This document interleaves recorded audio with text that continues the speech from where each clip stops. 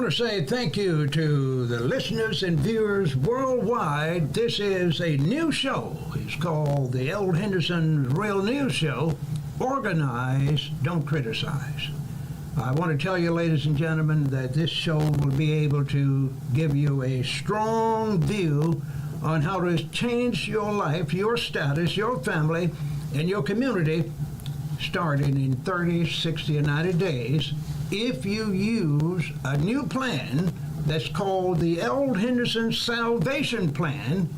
And this plan will be giving you a summary view of 5 different areas of activity that you can get involved in that can give you status as a real American, as a real African worldwide.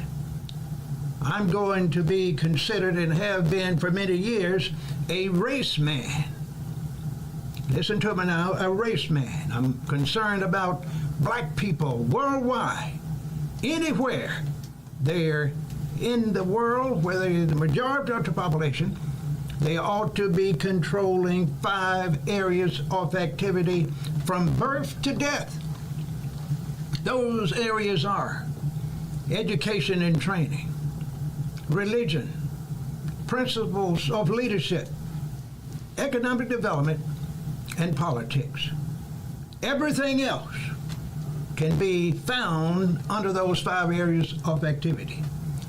And if black people worldwide start practicing these 5 activities from birth to death in areas where they are in the majority, the human enemies of mankind, and thus other folks throughout the world, will love them to the point where they will want to come and talk to them and be with them and figure out a way to de-elevate them and put them back in that status that they just lost, the status of being a member of the permanent underclass, the status of being a reject in his own country, in his own nation. And that's why the L. Henderson Real News Show, Organize, Don't Criticize, will emphasize organization. If you're not organized, ladies and gentlemen, someone else will organize for you, and it'll be against you. It'll be for their good, not yours. And if you criticize the human enemies of mankind, those enemies will love you because they will be proud that you're doing everything you can to talk about them, to what I'd call disorganize their views. And they will love you because they say you are wasting your time criticizing me while I'm planning to destroy you. So this is what I'm going to do today. As an introductory show, I have 3 guests. 2, by the way. The third one will be in later if they decide to come in. And we are going to introduce the guests. They will do their own introduction. And we will just give a summary concept of these 5 areas that I will be talking about for the next 7 years. This is a 7-year program, ladies and gentlemen, because I'm saying if you don't control these 5 areas of activity, starting on the local level, where you're in the majority, any precinct, any county, any city, any state, or any nation worldwide, you are going to be relegated to a position that's already in your favor, and that is the pecking order, position number 10 at the bottom in all the people of the world. Right now, today, black people are considered number 10 in the pecking order, economically, socially, and politically. No one, no nation, no group love black people because they know they have that inner power to be dominant. And that's why they keep them relegated to a position of non-combat if they can. And that's why I want my guests here to introduce themselves. And we'll be exchanging ideas here this evening about some of these 5 areas of activity, and we will do something that is a little different. We're going to talk about problems. We're going to talk about who created the problem, who benefited, who suffered, and then we will be talking about solutions to these problems. And the last thing we're going to discuss will be how we can keep these problems going forward for the next 200 to 300 years, so black people worldwide will be dominant again as they were for about 2,000 years. That's what it is. So my first guest will be Mr.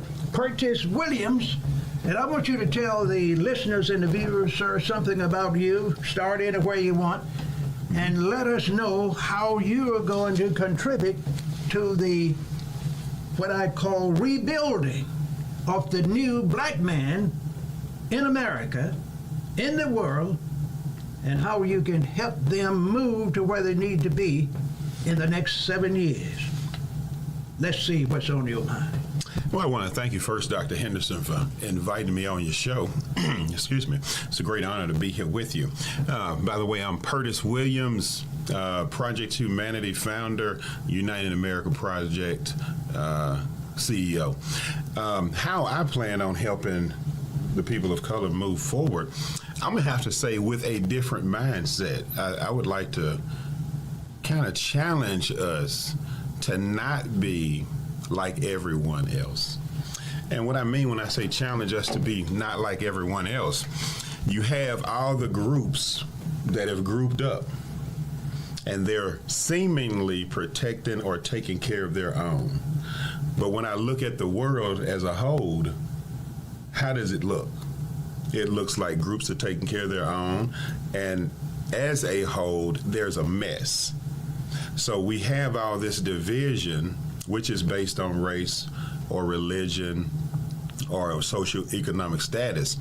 But what we don't have is a God-conscious individual mindset, whereas we see ourselves as humans, a human race, and not as black or white or Hispanic or Mr. Native. Williams, Yes, sir. I will have to intervene. Intervene on. I will intervene and tell you outright that it's all about race in America and in the world. It's all about domination in America, in the world.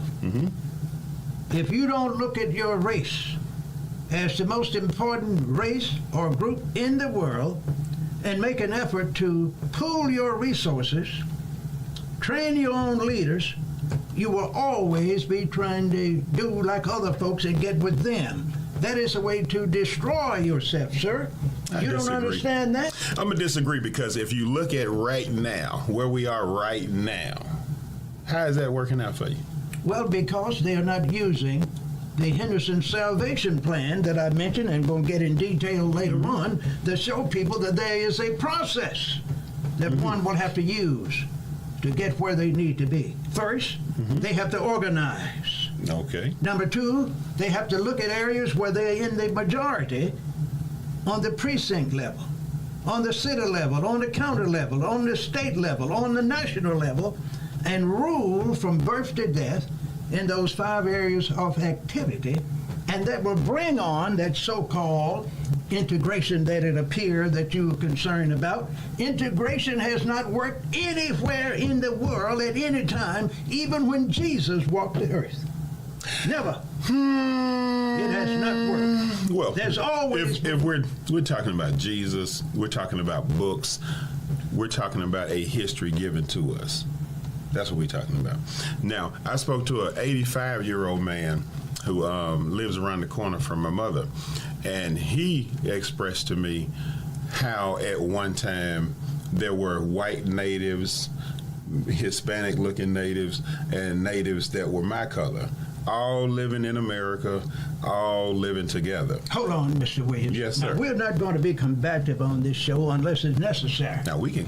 Now, there have been a lot of people forced to live together in America and in the world. I'm not talking about forced. I'm talking about before the Europeans arrived. That's what I'm talking about. Harmony in America before you got your history book, before they burned the books and started typing them out and told you where you from, before that. That's what I'm talking about. Well, now this man, is he alive today? Yes, he is. Where did he get his information? Well, from what he was telling me, his grandmothers and grandfathers were telling him about it. He grew up knowing that in Pocahontas, Mississippi, that's where they went to family reunions. My mother even confirmed it. So if people who look like me were going to Pocahontas to a Indian burial ground for family reunions, they didn't just start doing that in that generation. Well, this I was a understand that. generational I'm familiar thing. with Pocahontas, Mississippi. Okay. There was an enclave where a few blacks that were originally mulattoes, and you know what a mulatto is, that eventually married a black slave or a black free person or an Indian that was a reject from from the reservation. And they had to live together because they didn't have integrated society at that time in Mississippi and in Pocahontas. So you had to live in your environment and pretend that you like your neighbor. Now, I'm just going to tell you right now, I want you to hold down on this because I'm going to have to talk to Mr. Socrates. I'm going to have to talk to Mr. Socrates because you are at the point now where you have been brainwashed by an old gentleman that's talking about something that's in only one part of the state, in an area where the mulattoes were ruling for a while, and now they have lost that area, all except a few families up in what we call Pocahontas. I'm familiar with that area.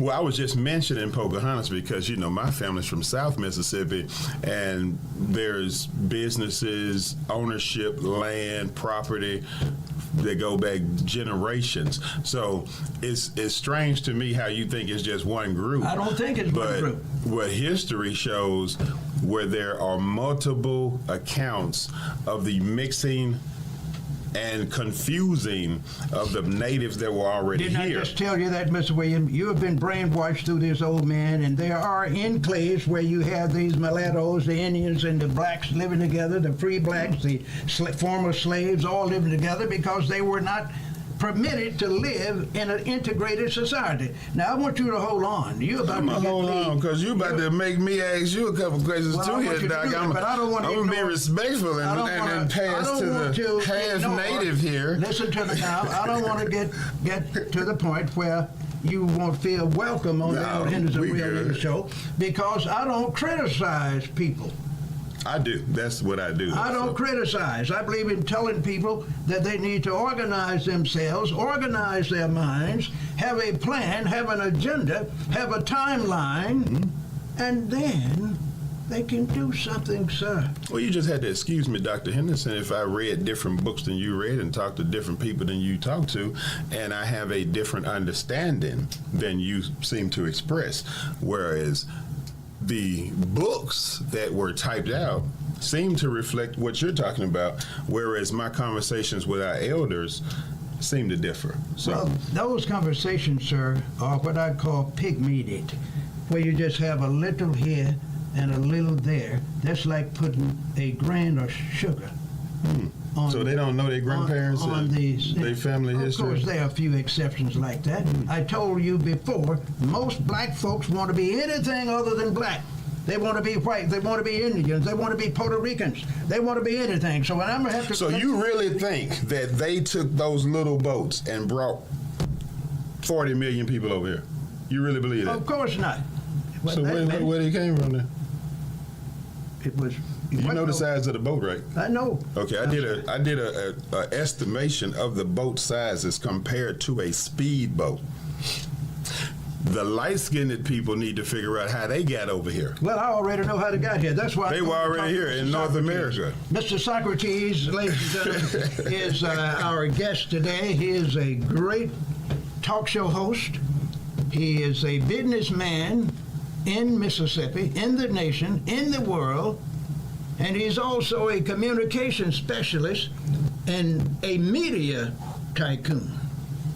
And he is here, and we're proud to have him. And Mr. Socrates, I want to tell you, sir, we just heard our wonderful partner, Mr. Williams. He is a great man, has a lot of knowledge, but I think he's been confused because of one man, one little paragraph that someone read in a book. And now I want you to tell me your version and a little about yourself so we can see which way is best for people to gain respect as individuals and collectively as a group. Dr. Henderson, it's always good to be in your presence. You know, I thank you for having me as a guest on your show. And I'd just like to say to you and say to the viewers out there that it's tremendously important that we get to the root cause of our issues and our problems today so that we can form the correct solutions. You know, if an unidentified problem or if we have disagreement on what the problem is, it's almost tantamount to the story in the Bible when the people were trying to build a tower to heaven. The only way that God could stop all of that foolishness was to give them different languages. And so they got where they couldn't talk to one another, so therefore the tower never got built. Probably wasn't going to get built anyway. It wasn't. Right, but the lack of a collective understanding as to what the problem is contributes to the position and the condition that we're in and makes it difficult to form a solution. Now, I've studied your work, and I appreciate your work in this community and across this country. And your advocacy over the 5 plans that black folk need to put in place is real and solid, and you can't go wrong with that. Where you are in the majority, you ought to control 5 elements of life. And you've said that, and I've studied and watched you. You've said that over the years. And the reason that you say where you are in the majority, because you realize that where you're not in the majority, you will have too many people that have inserted themselves into the decision-making ability of the group, and it will be impossible for you to form a plan. And, sir, you have to keep in mind that is the way it's supposed to be. If you're in a position where you can take over and take one's civil rights, economic rights, political rights away without their participation, you're going to do it. But if you control those areas, you have your own leaders, you have your own economic development strategies, you are the politician, you are the religious leaders, you are the trainers through your education/religious institutions and not the public school that's created by the human enemies of mankind. You then can dominate. It's all about dominating and gaining respect. The bully will always pretend he loves you if you let him come to your house 2 or 3 times and beat you down when he opens the door.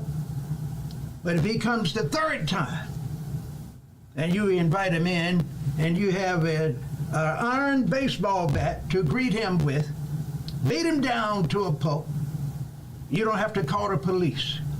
He is not coming back. And that is an example of domination. That is an example of control, and that is one example of getting respect. Now, it doesn't have to be that rash or that harsh, but you have to say, I'm in charge here. I demand respect here, and I expect to get it. Now, Continue, Doc, sir. Doc, I study what you're saying, and I read the books of great minds like yours. But I come to understand that there are 3 elements that are dealing with how we think and how we act. And one is democracy. And I really want to get some understanding from you as to whether democracy works for African Americans, even where they're in the majority or where they're not in the majority. You want me to answer? Now, let me tell you. Let me do three, because I really want you to deal with it. And the other one is the fact that capitalism, which is the form of government that the economy works on capitalism here. Well, that's good for African Americans. And the third one is Christianity. These three things seems to be the overriding factors that are influencing governing African Americans. Are those three things there good for black folk? Not as the way it's been designed to hurt them, and not as it was designed through their teaching for them to accept these false concepts and the demeaning concepts that make them more in love with their enemy than themselves. See, these are man-made doctrines, has nothing to do with real concepts of Christianity and brotherhood. These are man-made, what I call connotations, because of economic and political reasons. All the Christian concepts, all religions are man-made. God had nothing to do with it. All the economic systems are man-made. And the one that can help a group get more economic wherewithal is the one he's going to keep for himself and use you and me and Mr. Williams and others to help him become more economically secure. And we will have less, no money, no job, other than what we are given. Doc, I've heard some learned people to say that black people don't do well in a democracy, that they really would do better with a king. Well, I don't agree with that. Now, black people have never had an instance to live in a democracy. It is not practiced anywhere in the world, and especially not here in America. And that's why, viewers, I want you all to understand, now we're not going to be confronted in all the Elder Henderson Real News shows, organized, don't criticize. It's just going to be on this one next week. And thereafter, we are going to hit certain topics, give you the solutions, the problems, and how it will impact you for the next 200 or 300 years.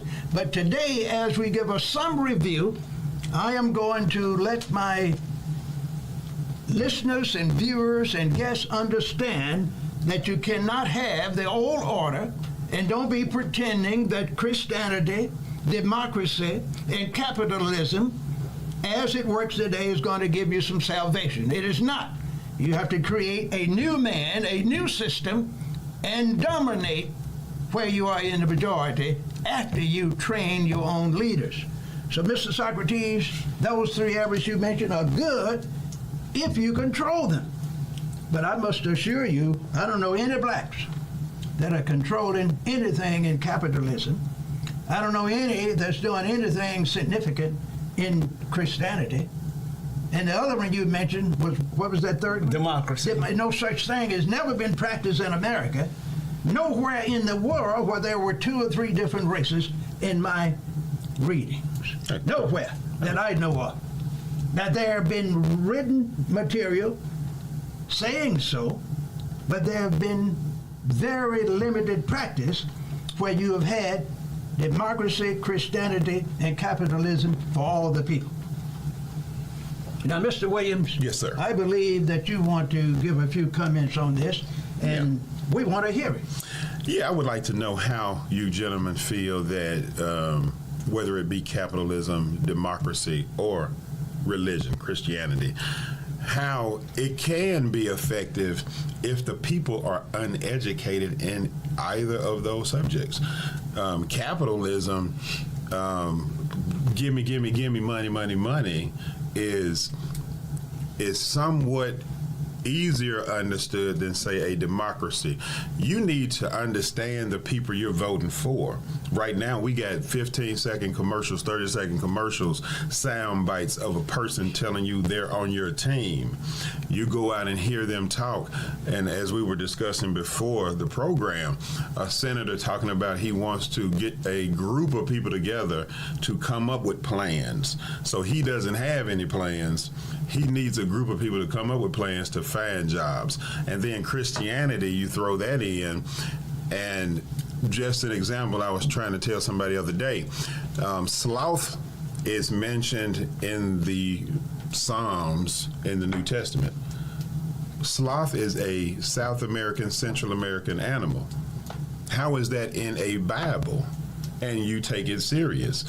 This is one of the problems I have, is because people don't see the scripture where it says this is what do they call it? Inspired word of God. It's not God's word. It's inspired. So there's something there you're supposed to be looking for, which I believe is spiritual law. Just like gravity, it doesn't change. Spiritual law doesn't change. So if we want to make a difference in our communities, whether it be black, brown, white, or green, we need to respect these laws. And that's why we have so many problems, and you can't fix them and disrespect the laws. Well, I'm going to tell you, Mr. Williams, I know you might disagree, but laws really don't mean very much. No, I'm talking about God's laws. Well, now, who not is man's God? laws. The question, who is God? The creator of all things, the one who put gravity in place. Well, that is I am who I am. Man uses when he doesn't know who created what. Well, you got to kind of seek there, doctor, and if you seek, ye shall find, as I have. I'm not going to sit here and say God doesn't exist. I didn't say that either. And I've sought God. I've sought God. God has shown me the truth. So what man believes, I rarely will agree with. But what God has shown me scares me. Well, there is a fear here. It's actually terrified, actually. Well, let me tell you, Mr. Williams, I've been looking for God for a long time. Mm-hmm. I haven't found him yet. I don't know But I've how. been seeking. I went to the seminary for 6 years, part-time, looking for him. Mm-hmm. And I had so many different names for God, so many different concepts through the Church of God in Christ, the Baptists, the Methodists. All of them have different gods and concepts as who what God will do for you and who he is. I've been to all those churches. And then Mr. Socrates here is a great Christian. He has affiliation with one of the greatest churches in Jackson, Mississippi, that's international in scope, and they have a different policy. They still haven't read the book. And when I say read, they say the same scriptures over and over again for the last 50 years. And what kind of reading is that if I can show you something in that book you've not seen? Well, you can always find something that's not going to be talked about because it is not in the interest of the person that done the talk. That's true. You don't talk about things that you don't promote and support. That's not going to help you get what you want. Now, Mr. Socrates, again, is with a famous international bishop that has the plan that's supposed to help people worldwide, especially in Hinds County, in Jackson, Mississippi, in the state of Mississippi, in the nation, and in the world, and he's supposed to be international in scope and have training programs that's going to teach leadership in and not everybody in the world, and teach his Christian followers how to be able to rule themselves through their collective actions, where they will gain respect as a Christian, as an international participant. And I guess that's where I always run into that wall with me. But I want you to do that. We keep talking about groups of people, and we're talking about fixing something. Some people don't want to be involved with you because you're in a group. Some people don't want to be involved with your color. And these are the problems. It's the power of the word that nobody seems to respect anymore or understand. is the problem I see is we speak ourselves into this situation. We continuously speak ourselves into that situation. And as you mentioned, we rarely speak solutions. We just keep repeating the problems and pointing fingers and saying this. Well, Project Humanity has plans that focus on the problems with solutions, and is to direct us into a future where the kids will thrive, not us old people and our old ways, but the future needs to survive. Hold on, Mr. Williams. I want to tell you right now, and viewers and listeners, he had just said that emphasis ought to be on solutions. He's exactly right. And that's why that's all you're going to hear. Every time you hear the Old Henderson Real News Show, organize, don't criticize, at the end of every show, we're going to give you some solutions that you can start using tomorrow that will change your status if you are not happy with what's going on in your life. But if you want to be an accommodationist, if you want to be an integrated person that lose your identity, if you want to be just like everyone else and give all your resources, 98% of them, to other folks, and not even have your own gas, your own food, your own water, you'll be like the Palestinians. You have to have your own state, folks. You have to have your own rules and regulations and work with others. After you take care of yourself, that's the way to get respect, and that's what we're going to talk about on the Old Henderson Real News Show. And that's why today with these two guests, the third one might come in later, I told you that earlier, we're going to just let Mr. Socrates give us a little feeder on what Mr. Williams just said. Well, I think, Doc, that clearly, if the three of us sitting here on this platform this evening can't come to a consensus of what the real problem is, it means to me that we have been indoctrinated to a point that African Americans will never come together. If we don't see a common enemy, if we don't see that the economic conditions that we find ourselves in and the quality of life that we enjoy as a whole, not the one or two that managed to escape. They didn't escape, they were allowed to leave so that they could be pointed at to say, if they can do it, why can't 98% of you do it? If we can't do that and come to an agreement that your plan is the one that we need to implement and understand the importance of that and deal with all opposition to it in the proper way, then we're never going to be able to move this race forward. Well, you are partially correct, but now you are using a word that the human enemies of mankind like to use in the proper way. Using the word democracy, using words common defense, using the word tranquility for all the people.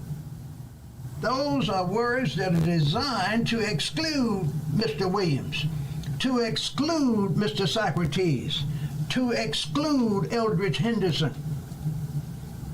You can't make it on those words as practiced. So you have to come up with similar words that means I am going to be determining the process.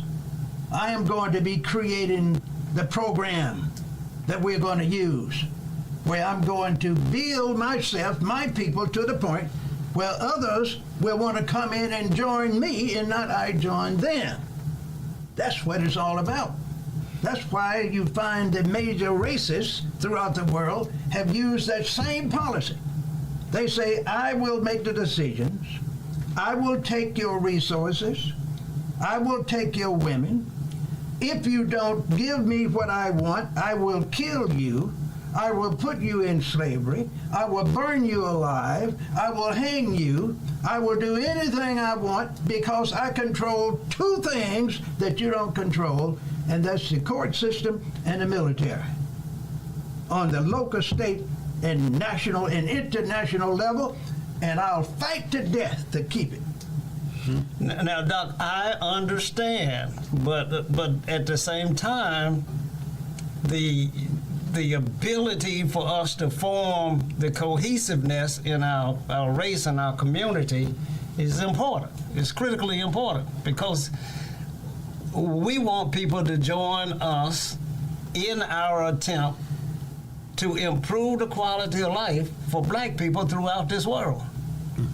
And so we're going to have all kinds of opposition and all kinds of different philosophies and the new man and the old man, and as you said, all of that, but somehow we got to bring it all together. Well, we must bring it all together. That's why we're going to have this L. Henderson Real News Show organized on Criticize, because you're going to find, sir, when you start doing just what you said, you are going to be in a position where your enemy is going to become respectful, whether he or she wants to do it or not. And when you get to the point where you pool your resources, and here, Mr. Williams here is a great man. He wants to go and buy a house in a gated community, and there are already 5 black folks up in there, and he is a millionaire, and they look at the meeting group and say, well, we already have 5. Mr. Williams can't come in. That is not the way it ought to be. If Mr. Williams has the economic resources, he should be able to go anywhere he wants. And he should have the power to destroy that kind of concept and move anywhere he wants in the world because of his connections, because of his power base. Use his military. Use his banks. Use his convention centers. Use his hotels. And let other folks that don't want to work with you go about their business. And I guarantee you, if you lock in what you have, organize, and stop criticizing and want to be like your enemies, you will gain respect. Some don't believe it, and that's why, ladies and gentlemen, we're going to talk about these things and give all of these solutions that you need to hear in the next 7 years, so you can understand that if you don't change, it's going to be fire next time. No more flooding, folks, even though you're going to have a lot of rain. But fire going to get you next time. Mr. Williams? Yeah, I wanted to kind of touch base on what you just said, is you don't want to be like your enemies, right? Of course not. You end up doing these certain things, you're going to end up being like your enemies. No, sir. No, sir. If you do those things that I'm hearing, that power you want to have, that structure you're trying to create, it's based on what you've learned from your enemies. Now, what I propose is totally different. I propose to remove that power that they believe they have, that you've given them, and let's use the things I keep talking about. I'm always going to go back to what I've been taught, the understanding of gravity. That's a God power. Our words are power. Our unity is power. But when we talk about unity, I'm looking more so not on the appearance of you, but what you are actually talking about and what you say and what your actions demonstrate. So when I look for people to join my family, as Mr. Garrett said, we get to build our family. Shakti, one of my new brothers, very good person. That's a person I would consider I would want on my team going forward, even though he may be from a different location than I am. He carries the same spirit that I do. And those are the people that I'm looking for when I talk about family, because I've had plenty of people who look like me do me extra wrong. Of course. Whereas someone who doesn't look like me at all may lend a helping hand or offer some assistance in a time of need. That's only, sir, because they want something from you. It's My called, experience has it's a been, God Mr. thing. It's Mr. give and Williams, God, receive. my toe. Sir, I have seen throughout my lifetime that any opponent that gives you a helping hand wants something from you, even just to keep you down Really? as you reach up to knock you down. So you don't know nobody who might be trying to help somebody because they see potential in what they're doing, and they feel like, you know what, if I support them in their accomplishing dreams, then God will bless me. No, you don't see that here in America. you You don't don't see see that in Europe. I see it every there day. are individuals Really? that they will support temporarily. But when it comes to a group, you're not going to find anyone in the world that's not black that's going to support the total black man, the total black woman, collectively. They're going to use that separate but unequal status and give you an opportunity to marry his daughter because you are a millionaire. And my son or my daughter, or Mr. Socrates' son or daughter, who is a plumber or small businessman that's not rich, can't play basketball, can't run football, can't hit a tennis ball, not a millionaire, my mortal enemy, my little, what I call secretary, my little babysitter, not going to be coming to me. We allow this to happen because this is by design. My experience has been, if you have a young man that is a potential star football player, he is going to be recruited to be a star at one of the major universities in America or somewhere in the world. He is going to be given an escort as a tutor, as a friend, to help him blend into this new society. Even if he can't spell football or basketball, he's going to remain on the team. He's going to be supported. He's going to be well advertised if he can run that ball or shoot that ball. And just before he gets that $18 or $200 million contract, he's going to get married to that tutor, to that academic aide. And they're going to have that money locked down. After he or she plays, goes to females too, that's famous in these areas, in entertainment, sports, and others. After they get locked down for 5 or 6 years, and most of them do it before, they start having a child or two. And then within 3 to 7 years, there's a major controversy called divorce. And those little models, those little tutors, those little academic aides say, I'm going to keep the children.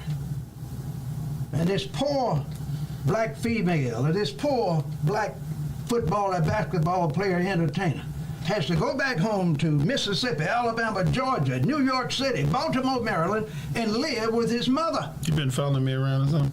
I might have. If you're guilty, you're guilty. Now, Guilty. Now, ladies and gentlemen, viewers and listeners, you all don't like to hear this kind of thing. I didn't know we were trying to marry a white woman. That's what you're going to get. That. We're going to give you the real news, and then we're going to give you solutions so you don't have to fall for these gimmicks. Learn how to pool your resources. Train your leaders in areas where you're in the majority. Plan from birth to death.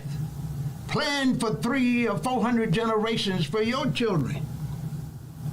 Others will do what they have to do to take care of themselves. And of course, if they need some help, you can help some move forward. But you shouldn't give them what you have to weaken your position of dominance. Those that can't maintain the battle will lose it. Matter of fact, they won't even win not one of the wars. They might win a battle on the hill somewhere. But at the end, the one with the power is going to divide the area, divide the country, and take the economic resources, take them from you, and have you do the manual labor to dig it, to move it, to assemble it. And they are going to get rich, and they're going to just keep you barely alive and strip more and more of your rights from you and say, we are Christians, we are capitalists, we believe in democracy. Hogwash. Organize, ladies and gentlemen. That's why you won't ever hear me criticizing people. I give facts. Only facts. Mr. Socrates, I see you are looking down and you're thinking about, well, I believe this man must be wrong or right. I don't know what's on your mind, but you're looking like you are trying to reflect Doc, on I'm something. listening very intensely. Now, I get it. I get it completely and totally that we as a race of people are not doing well. And I get it that all of the things that we came through demonstrates that we must move toward a common plan, the one that you are espousing here and have done for over the years, because we're not doing well. And I get it that policy, the ones that are creating policy, that are controlling all of us, have put no policy in place designed to benefit us. That's what they're supposed to do. And that's what they have done, is Exactly. not put any in there. I'll take you back to J. Edgar Hoover and the policies that he put out in Section 8 housing in the Watts riots in California in '73. And I'll take you into the policy about crack cocaine, Henderson versus cocaine. And I'll take you to the common day policies that are created by uninsured motorists and child support payments. All of these policies are designed to keep the poor poor. Now, Mr. Socrates, here you are talking about some of your distant relatives. You know Mr. Hoover,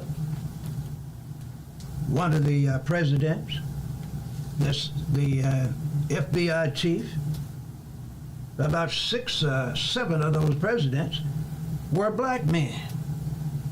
We call them now mulattoes. We know that Eisenhower had a lot of pigmentation in him that was not European.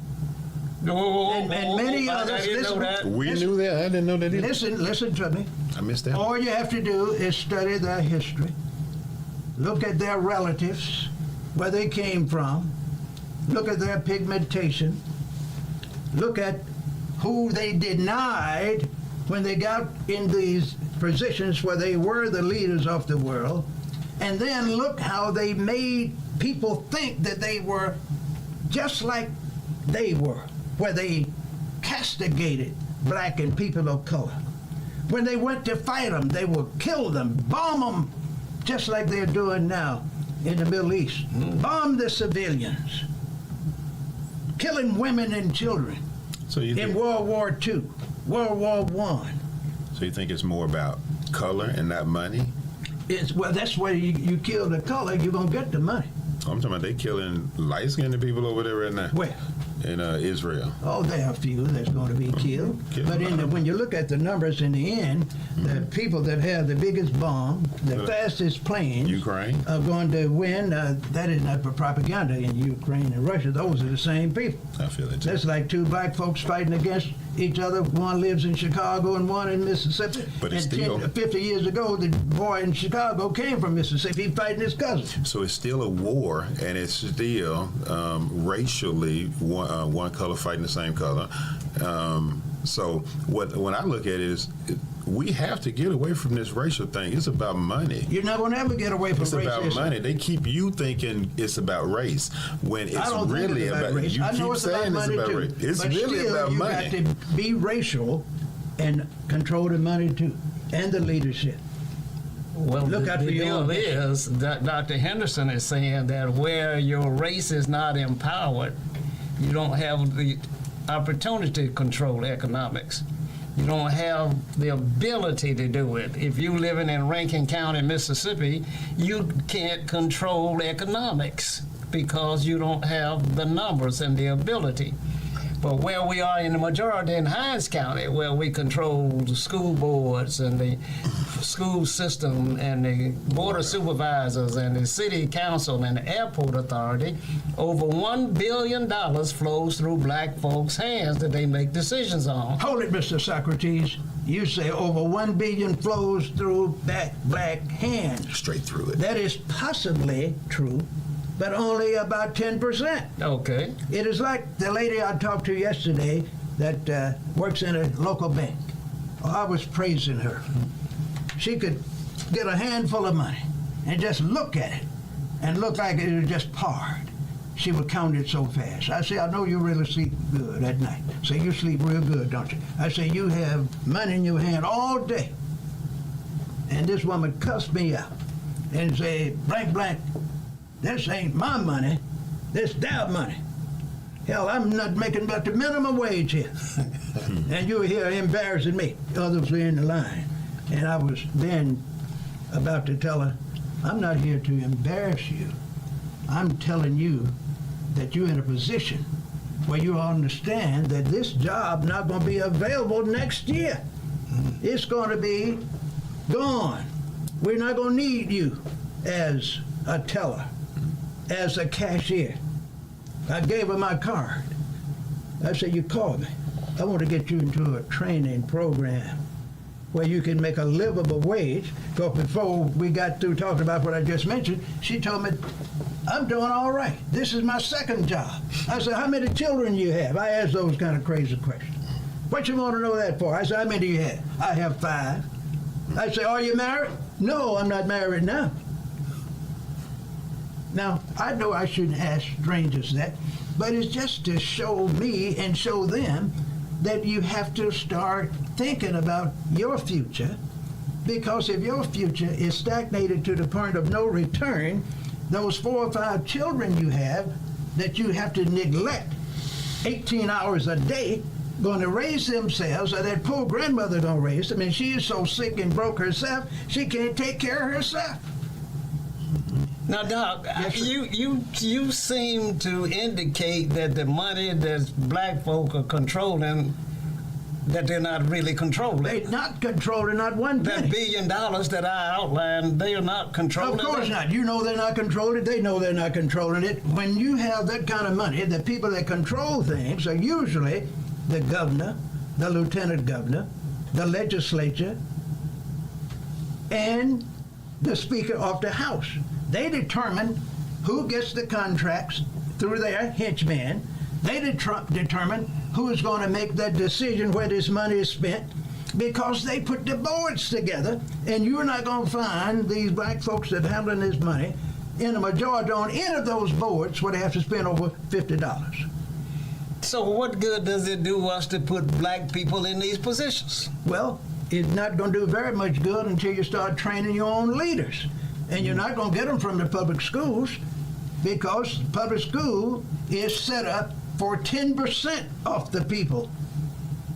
You're going to have to train your leaders in your religious institutions and in your community organizations, and teach them the principles where they have to be what I call superior in their thinking, and look out for their interests, the interests of their friends and relatives, the interests of their state, nation, city, and county, and make decisions and be leaders for all the people, where you can actually promote the general welfare of the people. Look out for their economic development. Look out for what we call equal access to education, and not you give me as a teacher $30,000 a year and give the other professors at another university that's teaching the same thing $75,000, $125,000. Keep my kid from going where the money is, where the technology is, and then tell me you can't get employed because you're not qualified. That is not good politics. So if you count the money, it goes through your hand, and you can't decide who's going to get it, who's going to get the contract. You know a lot about contracts. I do. I've followed you for years. You've been denied a lot of contracts, and you're one of the most qualified contractors around. On the blacklist by black people. That's what I don't want to talk about. It hurts to talk about it, but I want you to talk about it because I'm going to invite you back on this show, and you got to tell these folks how you have been discriminated against because you're not an Uncle Tom. And we're going to talk about these Uncle Toms and the Sovereignty Commission. We're going to talk about the Klan, the city councils, the churches that endorsed all kinds of redlining, endorsed the fact that the banks won't loan you any money. And they're not supposed to loan you any because they're set up not to. And that's why I teach and others teach, Dr. Claude Anderson and many others, that you ought to have your own bank if you have your own money. And black folks spend money like rain. They give 98% of their funds to other people throughout the counties, the cities, and the states, and the nations of the world. We're the greatest consumers in the world, and ladies and gentlemen, we're going to talk about it. We're going to talk about how you can pool those resources and build those one-stop centers where you can train 10, 15,000 people to be prepared for the next 30 years in education and training strategies. Not for today. You have to always train for 30, 40 years in the future. You have what we call a prioritized 5, 10, 15, 30-year plan in leadership, economic development, religion, politics. And you won't have to worry about these kind of politicians Mr. Williams and Mr. Socrates talking about. Talk about we got problems, we're going to have to put a plan together. Hell, you don't need a plan. You don't need a plan. You just need to go and do what you know is best for yourself and best for your country and best for your family. Why you want to put a committee together and study something where you can go down to the back room somewhere and pull out a book that did the same thing 10 years ago or 30 years ago? That's what politicians do. That's what church leaders do. That's what educators do. Let's do a study. All they're going to do is give their friend a $200 or $300 or $2 million contract to do that, and they're going to put it in a big old book and put it back on the shelf, and the problem going to be worse. That's what we're going to talk about, and we want people to share with us. We're going to have some call-in shows, and we're going to have guests, and not all famous people like Mr. Williams and Mr. Socrates. We're going to get people from the street. And we're going to be like Jesus if we have to call a homeless person up here and put them on this stand and find out what their needs are. Get a prostitute or get one of these down-out people that just confused mentally and let them tell us what the problems are. And you won't have to get someone from Harvard or Yale or Princeton to make their policies to help them because they are not going to do it properly. Not going to do it. So, ladies and gentlemen, we are moving down to 30 seconds. And I want to tell you that the Old Henderson Real News Show is not going to be as controversial as it is today, but we're going to argue with the guests in a positive manner. But our job is to give solutions in those areas of activity and show you cannot depend on the human enemies of mankind to do anything for you other than maintain the status quo. And that's what they're supposed to do. People that have are supposed to do everything they can to keep it. Those that don't have need to do everything they can to get it from the people that have it, because they are enriching themselves, making you sick politically, economically, socially, causing you to die young, causing you to have all kinds of stresses and mental illness, causing you to leave your family, and causing you not to even love yourself. And then hear you talking about, I'm a Christian, I love everybody. Anyone that says that he or she loves everyone usually hates themselves. I want to thank you, ladies and gentlemen. You can contact us by calling if you need a speaker. Mr. Socrates, Mr. Williams will be glad to come with me and others and talk to you at your school, your church, your community organization. Right now, this show goes to 139 different nations throughout the world in all 50 states. And we want to know that if you want to talk to us, call us 601-201-1957 or email us at CLU369 what is that one? Gmail. Yeah, gmail.com. And you can call 1-800-492-5186 and say, we want you all to come and speak to us. Now, what we're going to do, ladies and gentlemen, when you invite us to speak, we're going to give you the non-radio and television version because we are not going to give all the secrets to you on social media. We're not going to do like the present leaders, that's so-called organization leaders in our communities, where they go to the big hotels, the big convention centers, and let the human enemies of mankind record their secret meetings, their board meetings, and all that kind of thing.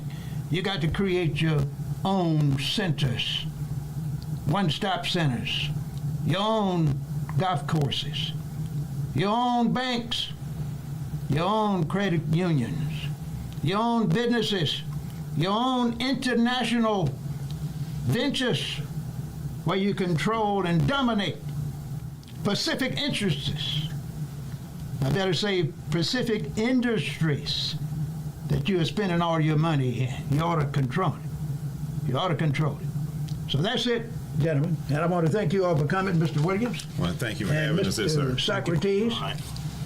And I want you all to know that I've been real gentle with you, very gentle. And next time when I get you on here, you might get the same thing. But at the end, though, I want to tell you, I still love you. I love you Love too, you sir. too, Doc. That's what I do, sir. Okay. Thank you, ladies and gentlemen. Thank you. And don't forget, I got some plans you need to check out. Okay. To take us